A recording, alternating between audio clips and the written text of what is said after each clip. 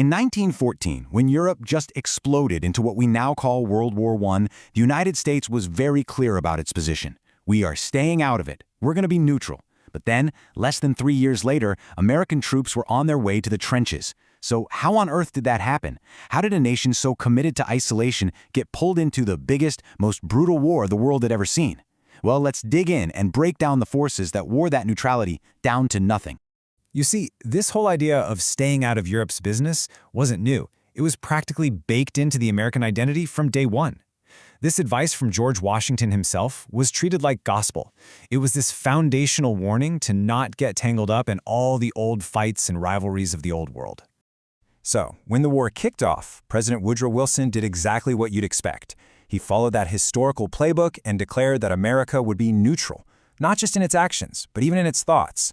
The hope was that the U.S. could be this kind of moral compass, a peaceful mediator for a continent that was literally tearing itself apart. The official goals here were, really clear and pretty idealistic. The plan was to navigate this global war without firing a single shot, to safeguard American citizens, protect American business, and champion democracy from a safe distance. It was a noble vision, for sure, but it was about to smash head-on into a very messy reality.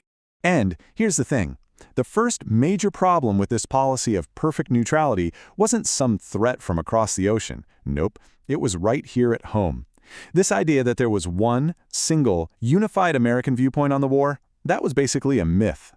And this slide really gets to the heart of the problem. I mean, think about it. You had millions of German Americans who, naturally, felt some connection to their homeland. You also had a huge population of Irish Americans who, because of Britain's long and often brutal history in Ireland, were strongly anti-British. But then, on the other side, so many other Americans felt this deep connection to Great Britain. They shared a language, a culture, a history.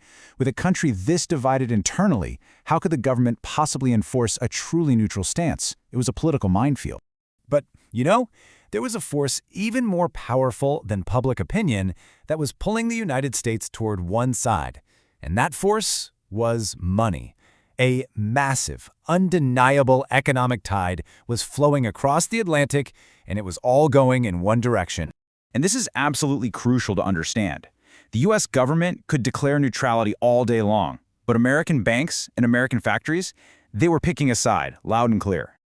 Just look at this number, $2.3 billion. By 1917, that's how much American banks had loaned to the Allied nations. Now, once you have that much money tied up in the outcome of a war, you are not an impartial observer anymore. You've basically become an investor in an Allied victory. And the trade numbers? They tell the exact same story. Look at that difference. So why was it so lopsided? Well, a big part of it was simple logistics. Britain's Royal Navy, which was incredibly powerful, had set up a blockade of German ports. This made it really difficult and dangerous to trade with Germany. So, American goods, everything from food to weapons, flowed almost exclusively to the Allies. The American economy was now deeply, fundamentally hitched to an Allied win. So this economic entanglement was pulling the U.S. closer and closer to the Allies. But it was Germany's actions out on the high seas that would provide the final, fatal push. This is what turned a complicated policy question into a simple matter of life and death. Germany's big plan to break that British blockade came down to this: unrestricted submarine warfare. It sounds intense, and believe me, it was. Their U-boats would sink any ship they thought was heading to Britain. No warning. This was a direct challenge to America's right to freedom of the seas, and it put American lives squarely in the crosshairs. And then, that abstract threat became a horrific reality. In May 1915, a German U-boat sank the British passenger liner the Lusitania. Nearly 1,200 people died, and among them were 128 Americans. This was an absolute shock to the American public.